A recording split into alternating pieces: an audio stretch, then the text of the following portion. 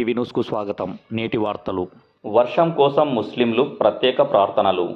కర్నూలు జిల్లా మంత్రాలయం నియోజకవర్గం పెద్దకడుగురులో ముస్లిం సోదరులు వానదేవుడు కోసం ప్రత్యేక ప్రార్థనలు చేశారు. రైతులు తమ వేసిన పంట సకాలంలో పండాలని దేవుణ్ణి మనసారా కోరుకున్నారు. ఈ కార్యక్రమంలో మొహమ్మద్ బాషా, అక్బర్, హుసేన్, చాంద్ బాషా తదితరులు పాల్గొన్నారు.